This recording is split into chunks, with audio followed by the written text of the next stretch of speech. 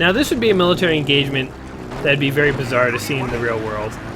Where there's like people running around sniping and stuff, and then there's just some guy driving around in the field trying to run people over, oh, and he gets them. You can kill people with a buggy in this game. Ah! No! Oh, what? I hate when cars explode when they go in the water. That would never happen.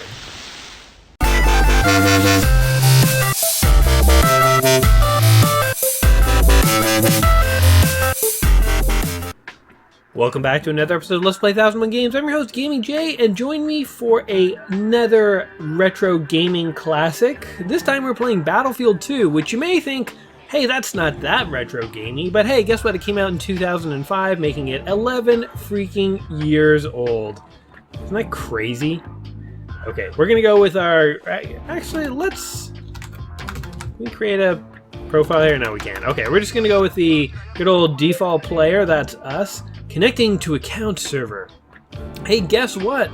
All the servers for this game are offline. So Battlefield 2, the reason I decided to play it is because it is a game that is only 11 years old. I say only 11 years old, but it literally is dead. You can find this game on Steam, but you can't buy it on Steam. EA has stopped selling it, so it exists, but there is no purchase button. We're going to be talking about that a little bit. There thankfully is a single player option here, so this isn't lost totally to the ages. Checking this stuff out a bit. Okay, we're gonna go into single player battle, and let's pick a good looking map. So you'll notice these are realistic looking maps. We've upgraded severely from our time of playing Doom. We're no longer in the land of polygons. Now we're in very realistic looking settings. Let's go with the Great Wall. It's supposed to be the Great Wall of China. I don't know. We're gonna go for it though. So this game is set in the real world, and hence it has realistic settings and guns and battles and stuff. Oh, here we go. Start single player. Starting a server. Yeah. A newly negotiated peace with Russia has allowed the European Union to launch an attack into mainland China from the north. The EU forces hope to breach the Great Wall of China. The EU got their stuff together enough to go to war against China? That's pretty damn remarkable. So this is a 2005 first-person shooter. It is about a massive global conflict between the US/EU and Russia, China, and the Middle East kind of alliance. It's one of those games that kind of reminds me of Counter-Strike in a way. Alright, so we get to pick... let's start with, I guess Assault's pretty good. Sure, I'll go with Assault. And you have to join a squad. What do you guys think? Alpha, Bravo? Or let's join the Charlie squad. We'll be the C squad. You don't want to be the first or the second into a battlefield. You want to be the third. You want to come in when everything's kind of said and done. Okay. So we are now in. Now, how do we select a spawn point? Okay. I'm good to go, boys. Alright, here we go. We are spawning into the battle. And this is it! Battlefield 2. Hey, where did everyone go? Let's not fall behind from our squad here. That's how people die. Is this a good guy or bad guy? He has red over his name. So does that guy. I think this guy's bad. I don't know. Was that a good thing? Did I kill a bad guy? I can't. Immediately, I may have just, committed mutiny. Oh, and I think a mine got me. Alright, so, a big element to this game back in the day was its kind of squad-based tactical system, its inclusion of military bureaucracy. You can apply to be a squad commander. I don't quite know what that does, and since I'm playing with a bunch of bots, oh yeah, like this guy, he's a green name, he's totally on my side. Oh yeah, let's kill this guy. Oh, he just blew up. One thing I will say about this game is the controls are super intuitive. I didn't set up any of the controls, but I know how to move, I know how to jump. I'm gonna guess that Z is duck. Yep, it is. Let me get up. I think E does something. Q, I don't know what that is. Oh, like commands are probably reloads. Okay, I'm getting hints here. I'm just gonna try and stick with my squad. Oh, there's a guy over there. Oh, and he's in a tank. I don't know how to take out a tank, so I'm just gonna peace out. Can we throw a grenade? What do you guys think? Grenade? Wait, I think somebody just killed him. Yeah, he's literally gone. The time it took us to find a weapon, he's dead. See, this is why it's good to have bots on your side. This game also kind of reminds me of Star Wars Battlefront, which was probably one of the first sort of big battle FPS games that I ever remember playing. And I really like that game. There's something about getting involved in a big old battle. By the way, I'm going to totally suck at this game. I'm just warning you right now. If you want to see pro-level Battlefield 2 gameplay, go check out like an archived video on YouTube, because you ain't going to get it here. But there's something about these big like battles where there's a bunch of bots running around that are really neat and fun. So yeah. Star Wars Battlefront, that was my first experience with it. Probably still my favorite. I don't know how I feel about these like ultra-realistic shooters. Maybe I'll get into that in a little bit. But okay, so this game is by EA. Well, not developed by EA, but produced and run by them. EA, of course, as any real gamer will know, is one of the most hated companies in America. I think it literally got the title for most hated company in 2015 or something. And they made a big deal about it because they're like, we make video games. Why are people calling us the most hated company in the world? Because they've been disappointed with our games. Oh man, if he was a bad guy, he would have got a bazooka right to the gut. Can we do this? Move your crosshair to guide the missile while it's in flight. Okay. Ah, that's pretty cool. You can guide the missile while it's in flight. But anyway, EA made the brilliant decision to basically destroy this game forever. It's such a shame because when this game came out, it was rated as like one of the best multiplayer experiences at the time. Like, people really liked it. Now, it's not necessarily... Ooh, we're in a tank. Sweet. It's not necessarily my type of game. But that doesn't matter. I mean, like, even games that aren't my favorite game, I am totally a believer in the idea that games need to be preserved for, like, future generations. In a weird way, you know, like, I don't know, it's kind of like books, you know? How, like, there's lots of really great books out there, and it's a real shame when books are censored or destroyed or just not freely available, especially really old ones. So, like, games. You know, games are part of culture. Part of the whole reason I'm playing through this 1001 Games book is to... Oh, is that a bad guy? Is to kill this guy. He just faded out of existence. What the hell? What the hell happened there? I shot at him so hard, he was like, nope, I'm done with this reality. See ya. But games are part of our shared culture, and there's something, you know, being a gamer myself, growing up with games, there's something... I don't want to say magical, because it's a little too sappy, it's not quite what I mean, but there's something special about games being a thing. And, you know, even if you didn't grow up with certain games, I think seeing the history of games that exist out there is... Okay, I want to get out of this stupid thing. I'm going to die in this tank. Is important. This was an online game, primarily. And I guess what happened is EA figured there weren't enough people playing this online anymore. So rather than, you know, just leave it for the few people who did want to play it, they just took it down. And that means that there's no legal way to play this game anymore, really. I mean, I think you might be able to buy physical copies from Amazon, possibly still. But as I said, you can't actually buy the game from EA anymore. And if you do get a hold of the game, and you want to play more than just against bots, although bots are pretty fun, don't get me wrong, but if you want to do something more substantial than play against bots, you have to basically get cracks to the game that let you play on private servers. And I think that's just such a shame. Like, I kind of believe that EA had a bit of a, I don't want to say like social responsibility, but like, again, being a gamer and thinking that these things are important historically. Oh man, we're doing pretty good at this game. Yeah, patch me up. What? Oh, that was a bad guy? Well, I thought he was a medic who was, like, healing me. He's probably, like, gutting me with a bayonet knife or something. Okay.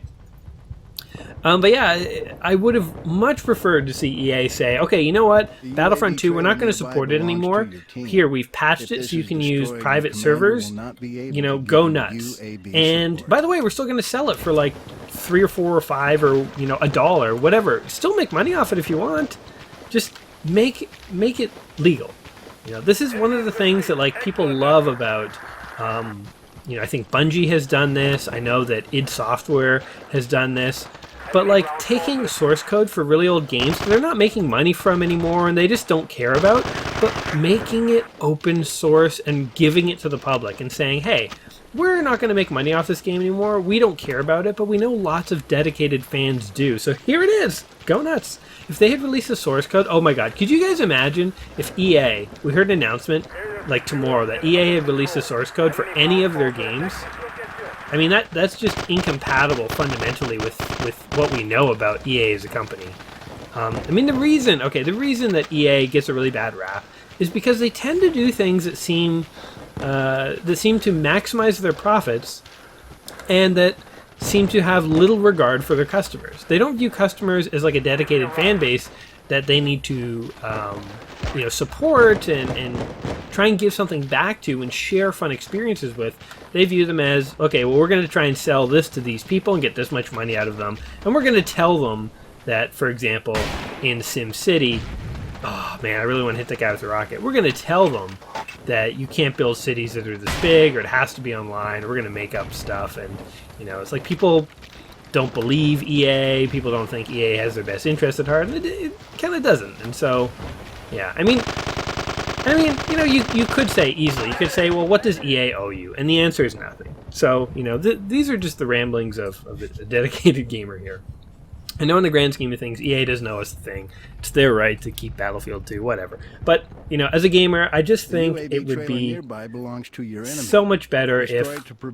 What's going on here, buddy? I helped you out. You weren't ever going to get over that little rock. Now you can respawn, everything will be good, just don't come looking for me. No revenge killings. I do enough team killings for the whole team.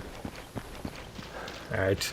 See what else we can do here. Okay, so I've harped on EA for a while. I think that the issues that led to the demise of Battlefront here, Battlefront 2, I should say, because I think there are other Battlefront games out there that are still going strong. I don't know that for a fact, though. I'm not a Battlefront guy. But, I mean, this raises a much bigger issue, I think, about games that are not possible to archive. So, get away from me. Should use your machine gun instead of a knife, buddy. Not gonna fall for you thinking you're a medic again. We're losing this firefight. I don't even know what I'm supposed to be doing, buddy. If you could give me, like, clear commands, that would be very helpful. Otherwise, I'm just gonna randomly kill people and assume that is useful. Oh, he's got a knife. Get away. Oh, there's a bunch of us on the stairs here. Stair party. They stabbed that guy to death pretty sufficiently. But okay, here's what I mean for a game that, like, it's not going to be possible for future generations to ever try. Okay, Destiny came out a couple of years ago, a year or two ago. I played Destiny when it came out. I was really into it. What's interesting is a number of expansion packs have come out for Destiny over the year or two that it's been out, and the Destiny that currently exists, I don't play it anymore, by the way. I kind of got sick of it. It became too much of a grind fest. But the Destiny that exists today is different than the Destiny that existed in year one. It's just gone. All the like fun little things we did in year one Destiny don't exist anymore, and this is a phenomenon that's going to become bigger and bigger as games shift away from the old model of you buy a game and you install it on your computer and you play it, and shift to this idea of it's software that's constantly updated, sort of like the app model, like an app on your phone.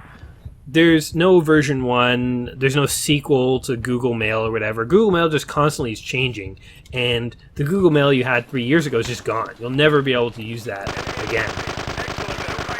In the same way, games are kind of becoming like that, where there was a time when you could play Halo 1, and if you loved it, Halo 1 would always be there. It would never change. And so Halo 2 and 3 could come out, and you might like them, you might not like them, but what was certain is that if you missed it, you could go back and play Halo 1.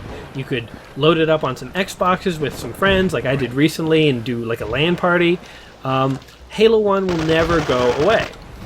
But nowadays, Year 1 Destiny is gone. Now we just have Year 2 Destiny, and the things that were fun in Year 1 Destiny will never be there again. It's just gone. Like it's as if they deleted Halo 1 when they made Halo 2. Same with World of Warcraft, same with I don't know what other games are incremental. Hearthstone, I guess. I'm listing a lot of Blizzard games here. Those are the ones I tend to know. But like any game where they don't sell you discrete sequels anymore, what they do is just continue to upgrade a single game. There's definitely advantages to doing that, but you know, the downside is something is lost. Year 1 Destiny will never be a thing. Halo 1 will always be a thing. I can always go and play Halo 1 if I want. And I mean, this relates to the idea of Battlefield 2 here. Yes, it is a discrete sequel that you could get, but because EA decided to stop supporting it and just basically make it now unavailable, there's no official way to get a hold of it. Let's go ahead and switch up the maps, by the way. Single player, we're going to keep it on easy. Disconnecting, we got to disconnect from that server. The server that I'm running on my own computer. Oh, I guess I just went into the default one. What is this, a refinery? These maps look pretty interesting, actually. I quite like that. So yeah, what do you guys think about all this, by the way? You know, would you rather have the sort of, I guess I'm calling it an app model, but let's try some, should we do like a sniper rifle? Medic, forget medic, anti-tank, engineer. Well, the engineer's got a shotgun. Oh no, wait, this is a sniper. That must have been a heavy machine gun. Okay, we're totally going to be sniper. And we're going to, damn it, we're going to join China. We are Chinese in this. We're going to go with Alpha. We want to be the alpha male of the group. Alpha Squad. Yes. What do I have to do to spawn again? Alright, here we go. For some reason, I guess it takes a while for the leader to spawn. And then you can only spawn on the leader. You know, if I spoke Chinese, that would probably be very useful, because I'm sure they're going to be yelling commands at me in Chinese. And hint, hint, I only speak English and, as John McClane said, bad English. So there ain't no... There's pretty much no hope that I'm going to actually follow my commander's commands here. Oh, come on, I totally hit him. Yes! Headshots. Oh, yeah, that's pretty satisfying, actually. This game is like a good shooter, so I haven't talked too much about this game. It's like a pretty well-done shooter. Like, I see the appeal. You know, these ultra-realistic first-person shooters have never sort of been my genre, per se. But I've played my fair share of Call of Duty. I've played some Counter-Strike in my day. These are pretty fun games. DayZ is like the latest rage I know. I actually haven't played that one. I think I'll be playing it for my Saturday afternoon gaming series at some point. Just for funsies, because I don't think it's in the 1001 Games book. It didn't exist, I don't think, when the 1001 Games Must Play Before You Die book came out. Oh, is that a guy? Oh no, that's just an antenna. That awkward moment when you think you see a soldier in the distance, but it's just an antenna. Oh, we need to get to some high ground here. Okay, when you see a sniper, don't just run straight at him, because that just allows him to line up a headshot and take you down, man. We are dominating them. We don't need a squad. We just need Jay with a sniper rifle. Oh, I thought I could get on the roof here. Can I? No. High ground. The sniper needs high ground. Although, you know, technically not really. I'm doing just fine on the low ground. This guy's dead. Where does Buddy go? There's somebody over there. Oh shoot, he's on the ground. There we go. That didn't save me, buddy. So what do you guys think about this whole, you know, do you share my opinion? Do you wish that, like, there was some obligation of the game companies to preserve games when they were done with them? Or, you know, what do you think about the idea of, you know, there will never be a Destiny Year 1, even if Destiny wasn't your game? I mean, throw your game of choice's name in there, you know, World of Warcraft or whatever it is you play that they constantly update. I don't know how you would properly preserve these games, but, you know, there's just something that's getting lost by not even trying, I think. Did I select a spawn point?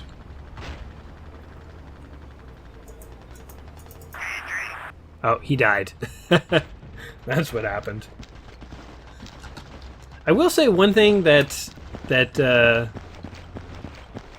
about the first-person shooters in general is I think I don't gravitate towards the ultra-realistic ones personally myself. I always gravitate more towards the kind of sci-fi or incredibly unrealistic ones. Like Team Fortress is all cartoony, so even though it's kind of about modern military activity, I like Team Fortress. Damn it, missing that guy. When I did read about this game, it did seem like it would have been a semi-controversial game when it came out. I mean, it's about America and Europe teaming up against like China and Russia and... Oh, there we go. Oh, I'm like missing like crazy. China, Russia, and especially the Middle East. It always seems like a little dodgy to me to make like modern shooting games where you have Americans going into the Middle East killing people, because I mean, like, that's not this like fantastical, you know, far off fiction. I mean, that kind of happened with, you know, for like a decade of time, Americans were going into the Middle East and were fighting and killing people for various reasons. Oh, that guy almost got run over by a tank. He's like, oh man, I'm the luckiest guy in the world, I'm just gonna run away now. Man, he's lucky. They took too many sniper bullets. So yeah, it feels slightly controversial to play these more contemporary military shooters. Although, you know, it's like, it sounds really bad on paper, but once you're actually playing it, it doesn't feel that much different than playing like Star Wars Battlefront or something. Whoa. Oh my god, what? That's... Okay, how many times in the history of military engagements has like a sniper been taken out by a grenade that somebody lobbed and it landed on him? That guy, he must have been like a Cuban baseball player or something. Like, to be able to throw a grenade at a sniper who's sniping at you, and not only to accurately hit him, but like the sheer distance you'd have to lob that thing. Key to get in. This is like the Warthog or whatever in Halo. I think I did not wait for someone to get in the driver's seat. I wonder if we can run people over. Maybe that's what we should be trying here. Now this would be a military engagement that'd be very bizarre to see in the real world, where there's like people running around sniping and stuff, and then there's just some guy driving around in the field trying to run people over. Oh, and he gets them. You can kill people with a buggy in this game. Ah! No! Oh, what? I hate when cars explode when they go in the water. That would never happen. Can you imagine? You know, one like persistent myth about cars from the movies is that they explode when you shoot at them. You shoot at a car enough, it will explode. I think Mythbusters, not only did they debunk the myth, but they made a pretty logical argument against why this just cannot be the case. I mean, think about anytime you've ever seen a car accident or footage of it on the highway, like a car smashed into another car and then people were killed or whatever, like a real car accident that's no joke. How many times was the car exploded? Oh, that was a nice shot. Like, think about it. How many times have you ever seen a car accident where one or more cars exploded? Never. It's because they don't explode. For some reason, people know this. Everyone who's like afraid of being in a car accident is, you know, afraid of, like nobody's afraid of dying when the car explodes. They're just afraid of, like, you know, being in the accident and flying through the windshield or whatever. Like, legitimate fears. Hey, what are you doing over here? Let's try no-scope him. Oh! Well, we didn't get him, but we scared him off. Okay. Knife battles! Yeah! Oh, we got him! Like a tank gunned me down. If only all military engagements could be fought by two teams of soldiers that could infinitely spawn. So there was really no fear of dying. Then eventually they'd just be like, okay, well, you guys win. You captured more flags. I guess we'll get out of, you know, Istanbul. Hey, wait. What's going on? Why can't I spawn? The radar station nearby belongs to your enemy. Destroy it to prevent the enemy commander from tracking your movements. Okay. I'll get on that, Chief. Oh. Those guys did not last long. What do you guys think of these ultra-realistic shooters, by the way? Are you fans of them? Do you like sort of the Counter-Strike, Battlefield kind of model of games? Or do you like sort of the more Halo-y, Gears of War, violent but not necessarily realistic games? Oh, interesting. What is down here, I wonder? A sniper should never go into the sewer. This is just asking for trouble. There's what? It's like literally a gate into the ocean. It's like, oh yeah, here, did you... Hey, am I swimming? Okay, so you can swim as a soldier, but if your car touches water, my god, get out of it, because it's gonna blow. Interesting.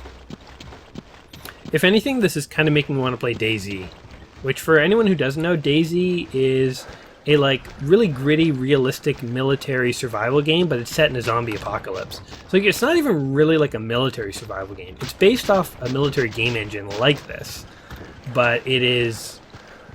I don't know what you call it. It's almost like an RPG. It is a survival game. Survival horror game. We got a teammate over here. He probably knows what's up, so we better just follow him. Hey, wait! Come back. Also, his name is Osterblom. That doesn't sound like a very Chinese name, sir. And Bogey? Alright.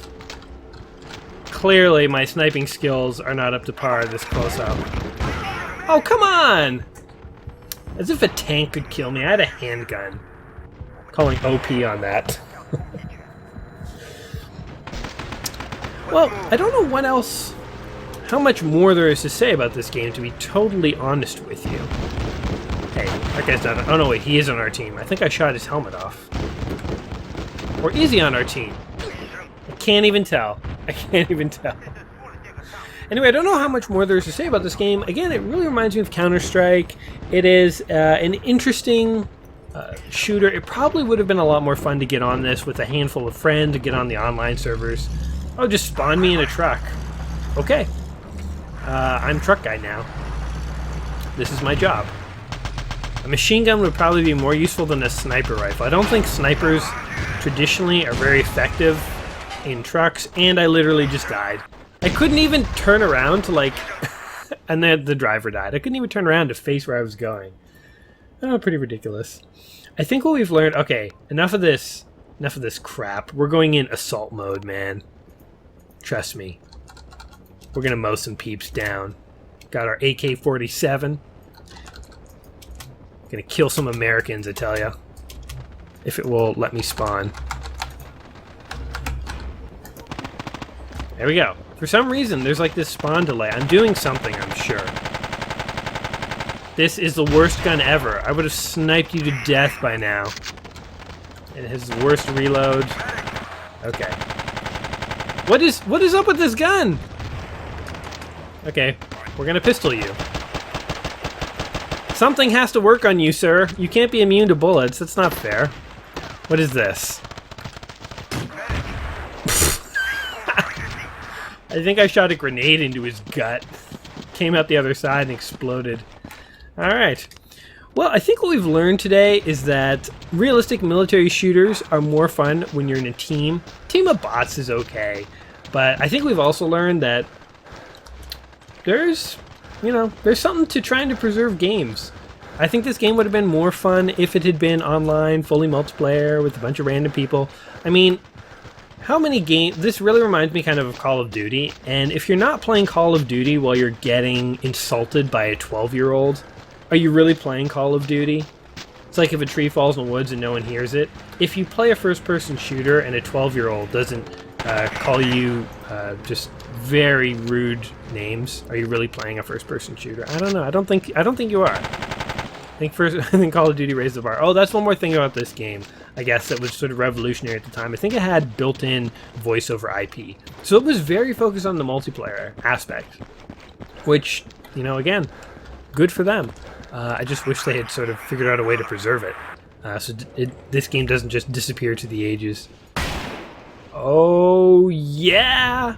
That was... oh! I was going to say, that was unimpressive, but it got impressive right at the end. Alright, guys. Pros of this game... pretty good first-person shooter for realistic military stuff. I haven't been really paying attention too much what my squad wants me to do, but you know, for the time that this came out, pretty decent game. I could also see this being fun in large groups. The cons, of course, are there's no way to legitimately play this game or buy this anymore. You can play on private servers. So if you're curious about this game, go Google about it. There's no legal way to get it anymore, so just try and find whatever way you can get it, and look into those servers, and I'm sure you'll have fun.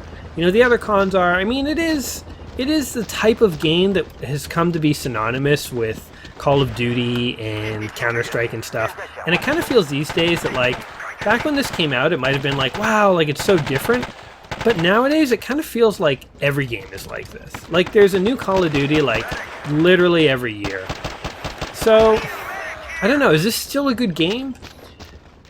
Again, at the time it came out, it probably was more unique than it necessarily is right now. So maybe, hey, maybe this isn't a game worth preserving. I don't know. Maybe it's sort of like, it was an early attempt at a game like this, but the modern ones are way better.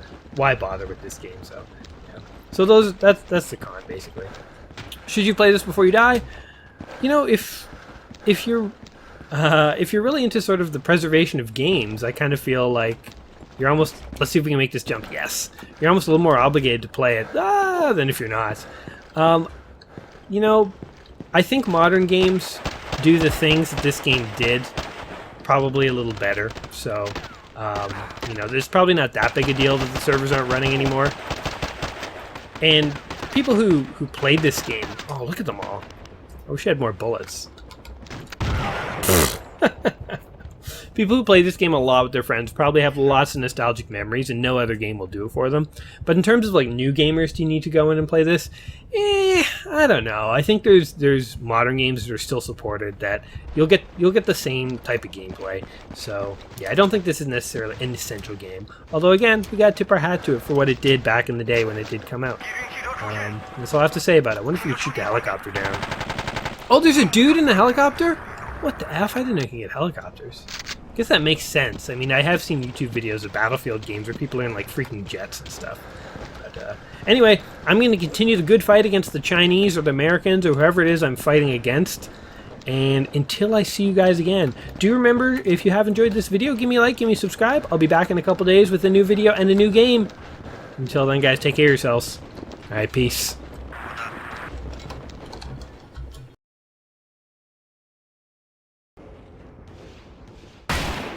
Oh, yeah! That was... Oh! I was gonna say, that was unimpressive, but it got impressive right at the end.